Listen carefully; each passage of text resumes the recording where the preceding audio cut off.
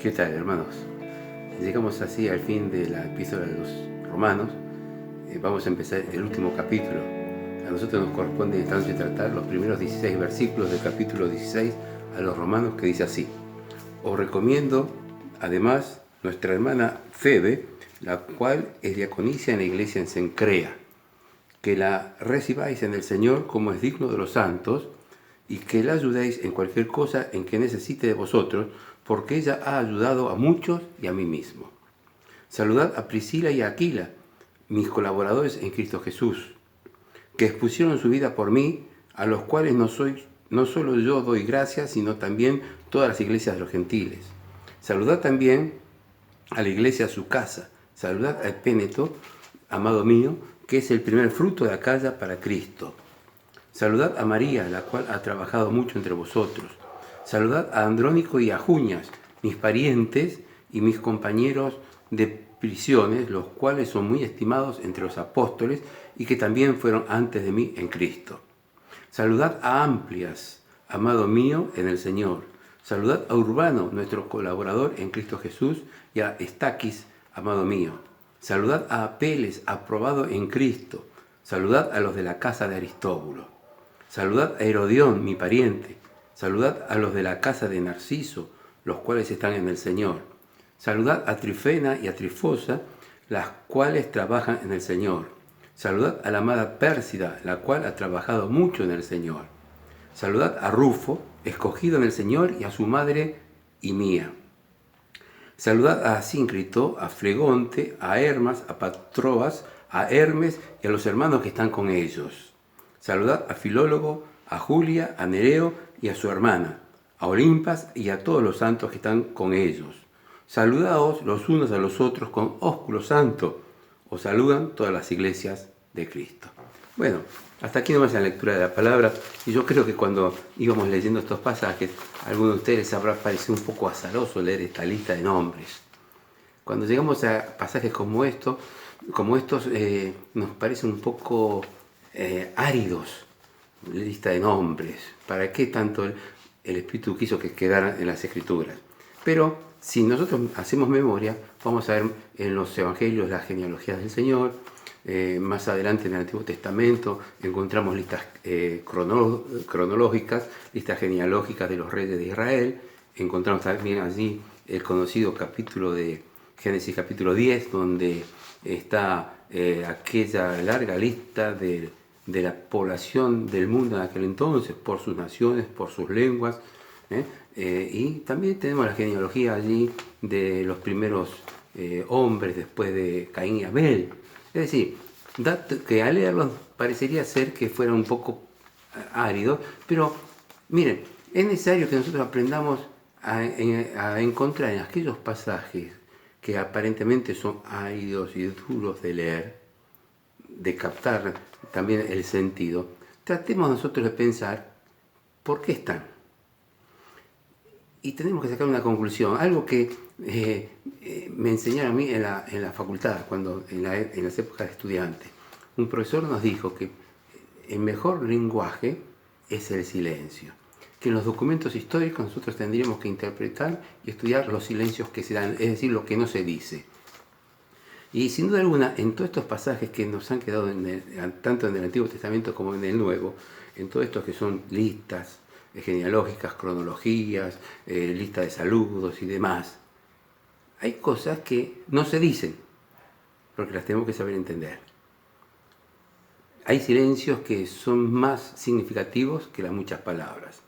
Fíjense ustedes, acá tenemos nosotros, en estos 16 versículos, para sacar unas cuantas lecciones que surgen de estos pasajes áridos, informativos, pero trascienden lo informativo y nos dejan a nosotros un contenido rico espiritualmente también. Cuando leemos la primera parte, acá se ve, para empezar, un saludo completo y un deseo de manifestar el amor de parte de Pablo. Y entonces estos versículos van a estar divididos en dos secciones. Los versículos 1 y 2 es una sección introductoria donde allí se hace la presentación de quien lleva la carta. Y a partir del versículo 3 en adelante hay una segunda sección que ya sí son plenamente salutaciones. que tienen también sus sentidos y sus significancias. Vamos a ver la primera parte brevemente. El primer punto. Pablo acá recomienda a los creyentes en Roma a una creyente diaconisa. Una creyente que venía de la ciudad de Cencreas. Una creyente que evidentemente había sido notoria en el trabajo en la obra del Señor. Y sin duda alguna ya había sido reconocida en su trabajo como diaconisa, ¿sí? Un trabajo de servir a las mesas, un trabajo práctico en el que, como está la enseñanza también en Timoteo y en Tito, hay hermanos y hermanas que para el diaconado, para el servicio del Señor, pueden ser designados de una manera clara y evidente.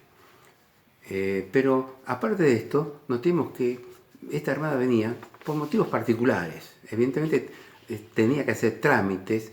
Se piensa que era una hermana de buena posición económica, que tal vez tendría que hacer alguna tramitación comercial. Y Pablo está pidiendo a los hermanos en Roma que la atiendan con todo cariño y que traten de solucionar los temas que se pudieran. ¿Por qué? Porque ella ha ayudado mucho, a muchos y a mí mismo. Era una hermana que al margen de estar dedicada a sus tareas seculares, era una hermana que se prestaba al servicio y con cariño al servicio de los hermanos y de la obra del Señor. Y esto es importante. Qué bueno que es cuando hay hermanas y hermanos que están dedicados diariamente a su trabajo, pero cuando llega el momento se prestan por completo a los hermanos, solucionan problemas, son serviciales y no buscan intereses particulares o propios, sino el servir al Señor sirviendo a los hermanos también. De aquí sacamos una gran lección que también nos lleva a ver otra característica. Es una crítica que se hace continuamente a Pablo, que era un misógino, es decir, que no tenía en consideración a las hermanas, que él era lo que diríamos un feminicista, un antifeminista. Y miren, está plagado el libro de los Hechos y también las epístolas del cariño que Pablo continuamente demuestra hacia aquellas hermanas que daban su vida por la causa del Evangelio. Y luego también, en los versículos que siguen también, va mencionado varias hermanas que evidentemente merecían estar en este listado. Es como si dijéramos merecían estar también en el listado de Hebreos 11 del Antiguo Testamento, de aquellos héroes de la fe. Aquellos que habían dado su vida por las causas de Dios. Y ahora estaban estas hermanas y estos hermanos en Roma que estaban prestándose al servicio del Señor y si era necesario dar también su vida por el mensaje del Evangelio. Entonces, estaba aquí, Febe en Cencrea. Cencrea era un puerto, un segundo puerto de la ciudad de Corinto. Ustedes van a ver en el mapa que se presenta que Corinto era la parte más sur de todo lo que es Grecia. Tanto Grecia, es decir, Grecia con la parte continental y la parte insular que es Corinto, era una gran parte de la península de los Balcanes, que es muy conocida actualmente, la península de los Balcanes. Y el extremo más sur de esa península de los Balcanes era Corinto. Y Corinto estaba, la zona de Corinto, o sea, del Peloponeso, estaba unida por un istmo. Un istmo es decir, una extensión de tierra no muy ancha, estrecha, que sirve para conectar dos grandes territorios. Y de un lado y de otro, de ese istmo en Corinto, había dos puertos. Un puerto que daba hacia el mar Egeo, era el puerto Cencrea. Era un puerto importante para todo el comercio mediterráneo. Corinto era una población buena, había tenido una época de mayor esplendor, 300 años antes del apóstol. Corinto tenía una población cercana a los 300.000 habitantes. Ahora se le calculan cercana a los 150.000 habitantes.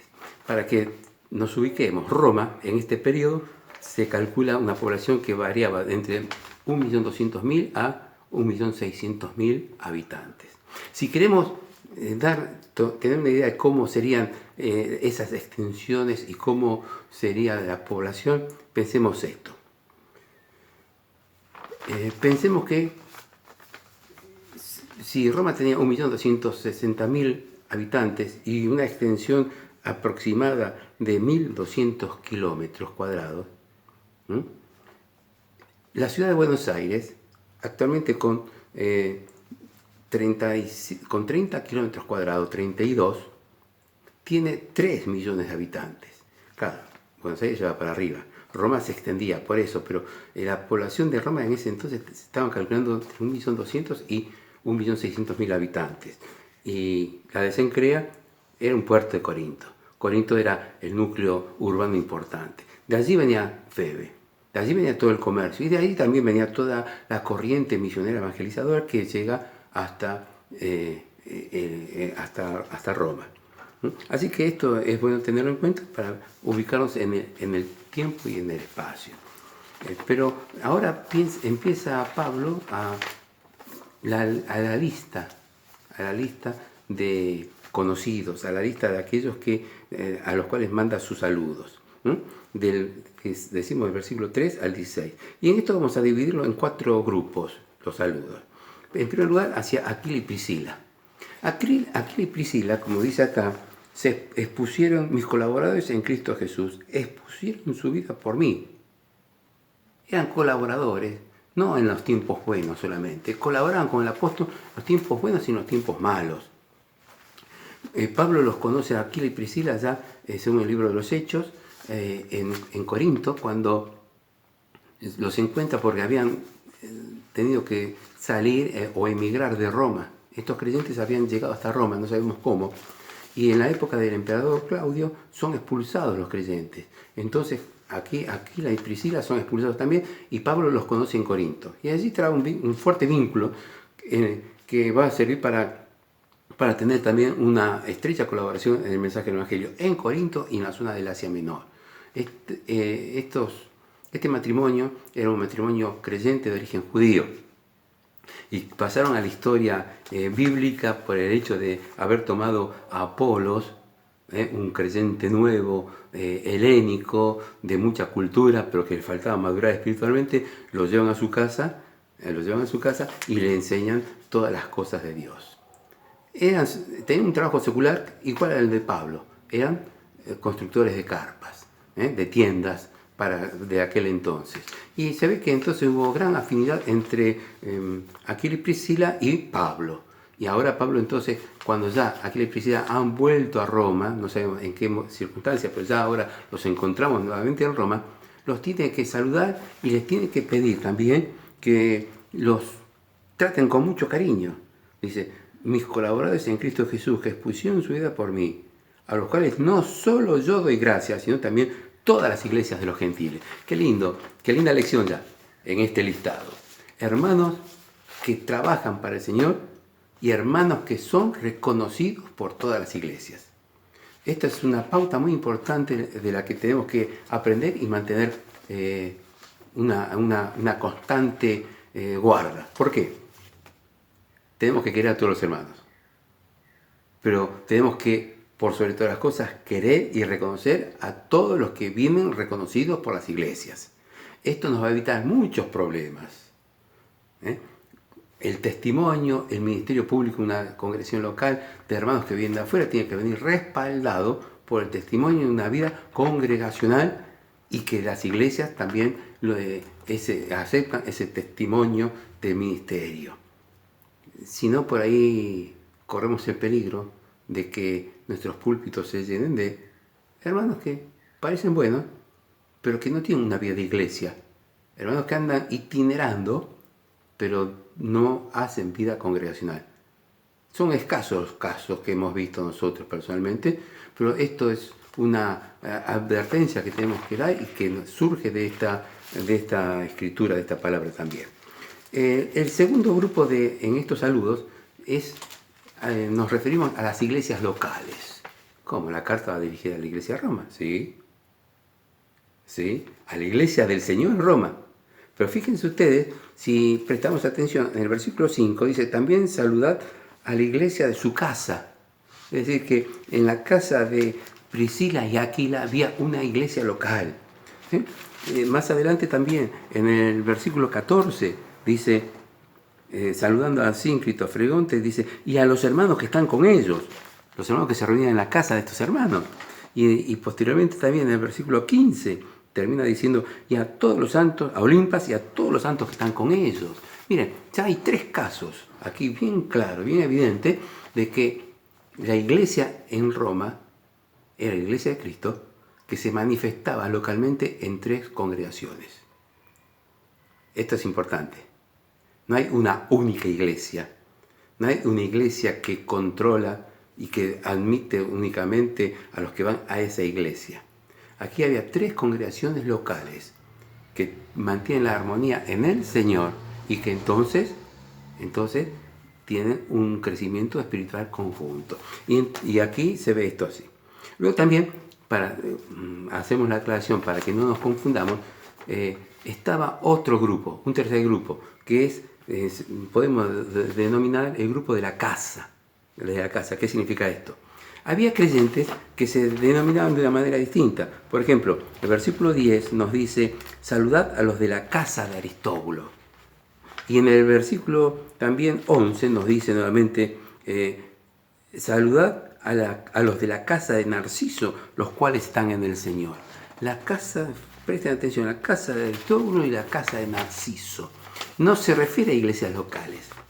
La casa de Aristóbulo, la casa de Narciso, se refiere a que estos hermanos eran o habían sido esclavos, cuyos dueños, Narciso y Aristóbulo, a lo mejor tal vez habían fallecido, y no sabemos si eran creyentes o no, pero que eran ellos, estos creyentes, eran conocidos como los antiguos o actuales esclavos o sirvientes de Narciso y de Aristóbulo.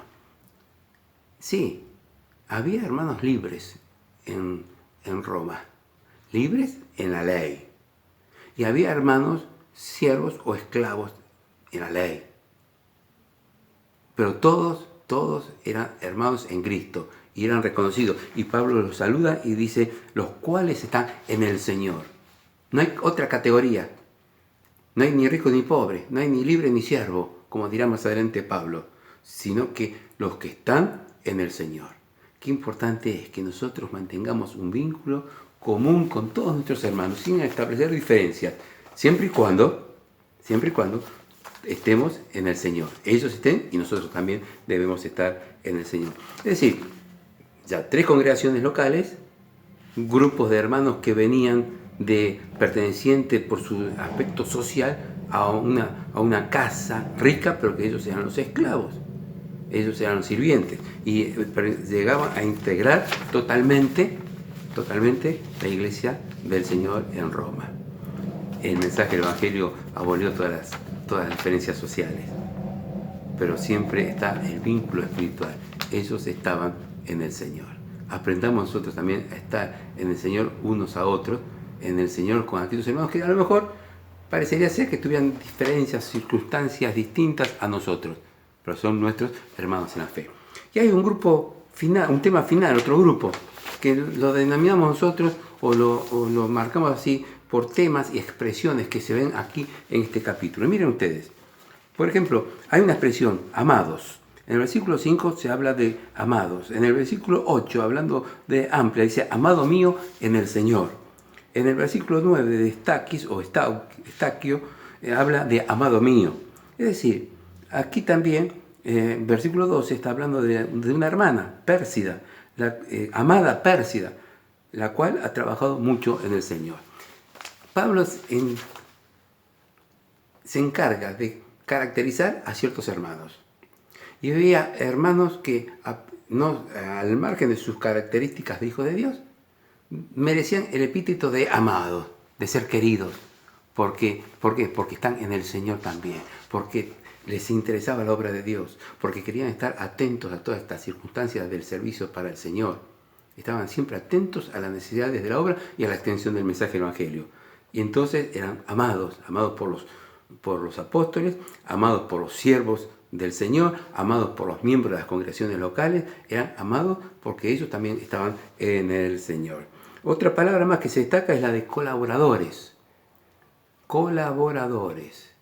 Acá no se está refiriendo a diáconos, sino colaboradores son aquellos que colaboraban en la extensión del Evangelio. Aquellos que estaban prestos a dar una mano de apoyo para que la palabra de Dios corriera siempre. Y aquí se menciona entonces como colaboradores a Aquila y Priscila, también en el versículo 3, también a Urbano en el versículo 9. Miren ustedes cómo se va desglosando de todos estos nombres, cosas importantes que hacen también a nuestra vida congregacional. Ser colaboradores, ser amados de los hermanos, estar en el Señor siempre, trabajando para Él. Después también destacamos, y con esto vamos finalizando, unas últimas expresiones que aparecen aquí. En el versículo 5 se habla de epeneto como el primer fruto de Acaya. Algunos hablan de Acaya, otros dicen de Asia. Esa es una cuestión filológica nada más, pero lo importante es que el primer fruto, un fruto del Señor que se mantuvo, que maduró, que creció y que ahora lo encontramos a kilómetros distantes, en la gran ciudad, siendo uno de los destacados de la obra de Dios en Roma. Esto es bueno verlo. Después también expresiones como en el versículo 6, cuando está hablando, saludad a María, la cual ha trabajado mucho entre vosotros. Está destacando el papel de las hermanas. No solamente, acá no se refiere a una actividad de las hermanas, se está hablando de la actividad general de la obra. Y hay hermanas que trabajaban para el Señor. Y Pablo lo reconocía, como fue costumbre en todas las iglesias de los santos de aquel entonces. Cada uno ocupaba su lugar, el varón su lugar, la mujer su lugar, pero todos en el Señor eran uno y se reconocían mutuamente las cosas que se hacían. Así que esto también es necesario tenerlo muy en cuenta. En el versículo 10 aparece la actitud o se menciona a Apeles, dice aprobado en Cristo. Este aprobado significa que para ser aprobado tuvo que pasar por una prueba, por lo menos una prueba. Y todos veían ahora que este hermano que había pasado por una prueba y que debería ser grande tal vez, este hermano salió triunfante y victorioso. Qué importante. Las cosas que suceden en nuestra vida no son consecuencias lógicas de una casualidad. Las cosas que pueden pasar en nuestra vida y que no son producto o fruto de un triste pecado, sino de una vida que estamos tratando de llevar honrando al Señor, esas cosas son para nuestro bien, para nuestro crecimiento espiritual. No reneguemos de las pruebas, callémonos y esperemos que Dios cumpla su obra en nosotros y que el Señor acomode todas las cosas en nuestra vida también cuando estamos en etapas de prueba especialmente. Después, en el versículo 11, se menciona un pariente de Pablo. Saludad a Herodión, mi pariente. Este Herodión dicen que muy posiblemente era descendiente o emparentado con la casa de uno de los Herodes. Es posible que Pablo haya tenido algún parentesco también entonces. No sabemos de qué manera. Fíjense ustedes que Pablo tenía una gran preparación en la ley judía, tenía una buena cultura helénica preparada también, pero al mismo tiempo no era un cualquiera como diríamos nosotros. Tenía antecedentes familiares buenos, no era de baja categoría social, sino que intelectual y socialmente estaba bien ubicado. Y no es nada de desdeñar que muy posiblemente él tuviera que ver algo con la casa de Herodes, pero aquí él está hablando de un pariente. Un pariente aquí, muchos, María, la que ha trabajado entre ellos también, y más adelante dice aquí, en el versículo 13, de Rufo, escogido en el Señor, y a su madre y mía. No vamos a decir que la madre de Rufo era la madre de Pablo, pero evidentemente él tenía un vínculo muy estrecho con esta familia, y esta madre, esta mujer madraza, había también llegado a captar el corazón de Pablo y sin duda alguna lo había protegido, lo había ayudado y lo había sostenido en sus oraciones también. Y Pablo lo reconoce. ¿Dónde está el misógino? Cuando hay que reconocer las cosas hay que hacerlo públicamente y Pablo lo está haciendo. Y aquí en estos listados, breve listado pero tal vez rutinario listado, Pablo nos está dando unas buenas lecciones. No tanto proclamar lo que hay que hacer, sino en la vida práctica mostrar nuestro cariño para todos los hermanos, varones o mujeres, hermanos o hermanas que están en el Señor y que están trabajando. Y mucho más también mostrar nuestro cariño con aquellos que están pasando pruebas o que han caído y que necesitan de nuestras oraciones y de nuestro sostén siempre. Pero miren ustedes, el versículo 13, quiero destacar esto, que dice, saludad a Rufo, escogido en el Señor. Escogido en el Señor. ¿Cómo? ¿Los demás mencionas acá no eran escogidos? A veces escuchamos mensajes raros que nosotros somos, Dios nos escogió desde antes de la fundación. No, el único escogido para cumplir nuestra salvación fue el Señor. Y en Él nosotros fuimos escogidos. Aquí, evidentemente, Rufo fue escogido en el Señor para una tarea, para un ministerio, para cumplir en la obra de Dios. Y qué bueno sería que nosotros también tuviéramos muy en claro cuál es nuestro destino en la obra de Dios. No estar flotando como boyas en un río esperando si alguno, si pica alguien, algún pez en la red en la línea que se ha tendido. No. Un escogido, un hermano escogido en el Señor significa alguien a quien Dios ha llamado o está llamando para una tarea especial.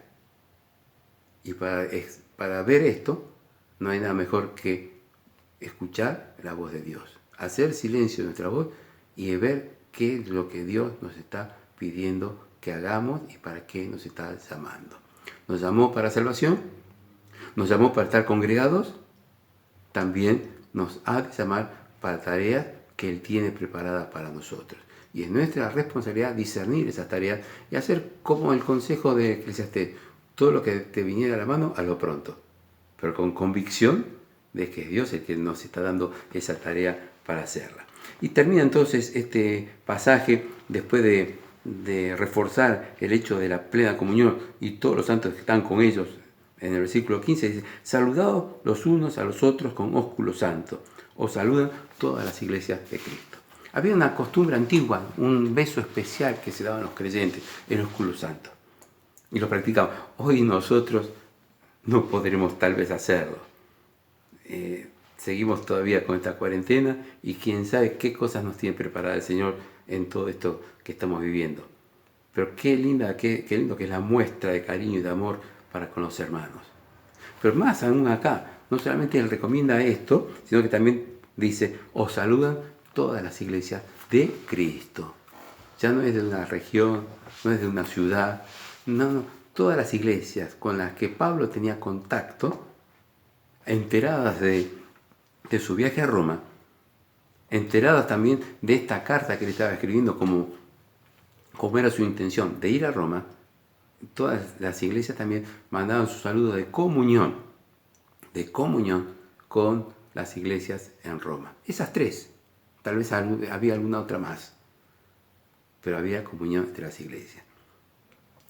Estamos haciendo el esfuerzo de mantener la comunión nosotros en esta cuarentena, pero también pensemos que es saludable y bueno mantener comunión con, no digamos con todos los hermanos, que eso ya lo sabemos, mantener la comunión con todas las iglesias del Señor, que están de acuerdo así a la palabra de Dios, entregando el mensaje del Evangelio para la salvación de las almas, para que el pueblo de Dios pueda reunirse bíblicamente, tal como nos enseña su palabra. Bueno, dejamos aquí en estos versículos. Creo que si los releemos en nuestras casas, vamos a poder sacar algunas lecciones más. Desde Febe, desde María, desde la madre de Rufo, pasando por todos aquellos a quienes Pablo había amado, pensando en un matrimonio ejemplar como Aquila y Priscila, y sabiendo por sobre todas las cosas que nosotros tenemos que tener ese amor en el Señor y congregarnos en el Señor para que su obra continúe hasta que Él nos venga a buscar. Que el Señor nos bendiga.